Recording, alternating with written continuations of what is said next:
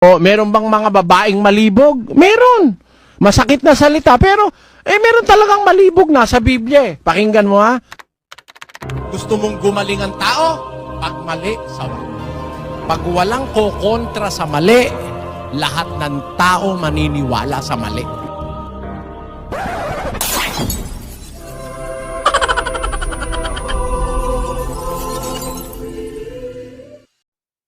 Brother Eli, yung pa pong isang bagay na yun na nga po, tuwing kayo nangangaral, tuwing kayo po yung nagpapahayag ng salita ng Diyos, tulad halimbawa nitong Grand Bible Exposition ito, di po ba't mas maganda sana kung luluobin niyo po ako po yung nagsasalita at nakikiusap at namamanik na tulad sa inyong isang nakababatang anak, na nawa naman po kung po pwede po sana ay hindi po ganun, pwede kaya po yun, dahil mas maganda naman po sana kung malumanay, marahan, may pakiusap at walang namumusong na bunganga o bibig. Mali, kapatid. Pasensya ka na, mali kasi yun sa Biblia.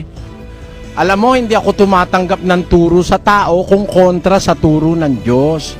Tatanggapin ko lang ang turo ng tao kung kasang-ayon ang turo ng Diyos. Hindi ang pagsasalita ng ministro laging marahan, malumana, hindi ganun. Conforme yun sa kausap. Pakinggan mo sa 1:13, 12 muna ng Tito. Sinabi ng isa sa kanila rin, ng isang propetang sarili nila, ang mga taga-Kreta, kailan pa man ay mga sinungaling, masasamang hayop, matatakaw na mga tamad. Ang patutuong ito ay tunay, dahil dito'y sawayin mong may kabagsikan sila upang magpakagaling sa pananampalataya. Pag ang kausap mo, kagaya ng mga taga-Kreta, mga sinungaling, mga masasamang tao, mga tamad, mga lapastangan, hindi po pwede rin ang laging malumanay na pangungusap. Si Kristo nga kung magsalita binabagay sa kanyang kausap May pagkang kausap niya yung mga manlulokong pariseo. Kayo ikaw, mga lahi kayo ng mga ulupong. Mga lahi kayo ni Satanas. Di ba? Ganun ang mga apostol alimba mas maganda, alimba ang mas maspino, sabihin kang gago o lahi ka ng demonyo. Pakinggan mo sa 13 Gs ng gawa ng mga apostol.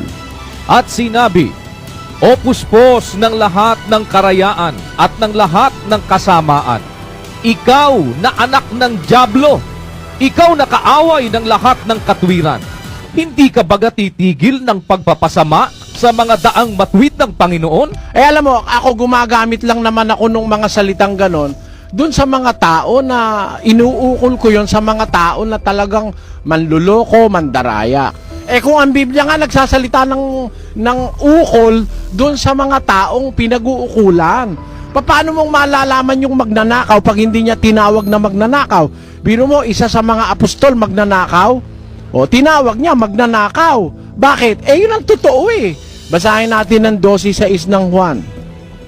Ito'y sinabi nga niya, hindi sapagkat ipinagmalasakit niya ang mga dukha, kundi sapagkat siya'y magnanakaw, at yamang nasa kanya ang supot, ay kinukuha niya ang doon ay inilalagay. Anong tawag ng Biblia kay Judas? Di ba magnanakaw? At pagka magnanakaw, ano kasinonimo nun? 11 ng Juan. Pakinggan mo kapatid.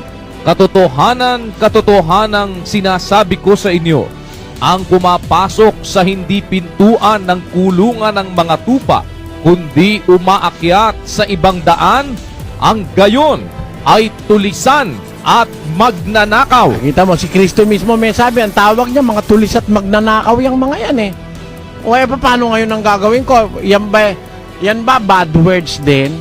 Bad words yan pero hindi para sa lahat yan. Dun sa kinauukulan, masama naman kapatid, yung taong masama, tawagin kong mabuti. Masama yun. Pakinggan mo sa 24:24 ng Kawikaan. Siyang nagsasabi sa masama, ikaw ay matuwid. Susumpain siya ng mga bayan, kayayamutan siya ng mga bansa. Biro mo, masama na, tatawagin mo pang matuwid. Yun ang masama. Kagaya nung iba, niloloko na siya, ang tawag sa pastor niya, reverendo pa rin. Napakawala sa Biblia. Ang nasa Biblia, may ukol na salita para sa masama at mabuti. Huwag mong gagamitin yung masama dun sa mabuti at yung mabuti sa masama. Baliktad yon. Pakinggan mo sa Isaiah 5:20. sa aba nila na nagsisitawag sa mabuti ay masama at ng masama ay mabuti, na inaaring dilim ang liwanag at liwanag ang dilim, na inaaring mapait ang matamis at matamis ang mapait. Yon. Kaawa-awa sila, wala silang kaligtasan. Sa mga nagtaong nagsisitawag ng mabuti ay masama, ang masama ay mabuti. Di baliktad ang utak niyang mga yan? Paano masabi? Inaaring dilim ang liwanag at liwanag ang dilim. What? Alam mo sa hindi matatanggihan sa mundo, kapatid, meron talagang magnanakaw. Ayoko na pong gumawa ng masama. Meron talaga luko-luko. Pag hindi ko ginamit yung salita luko-luko, abe, hindi kumpleto ang aral na ituturo ko. Excellent. Dahil alam mo, meron talagang mga loko. Pakinggan mo sa Roma 1:22 sa Biblia ng Sambayan ng Pilipino. Sila'y mga lokong nagmamarunong. Kita mo, may loko ba? Diyan sa Mindoro, wala bang loko dyan? Siguro nakakita ka na ng loko, kapatid. Yan ang hirap sa inyo kung ano-ano iniisip ninyo. Ang dumi ng utak ninyo. Eh, ano tatawag mo sa loko? Hindi ba loko yun? Ano tatawag mo ron? Doktor? Eh, loko nga yun eh. Sinasaluduhan kita. Hey! O, meron bang mga babaeng malibog? Meron. Masakit na salita, pero meron talagang malibog na sa Biblia. Pakinggan mo ha, 23:44 ng Ezekiel.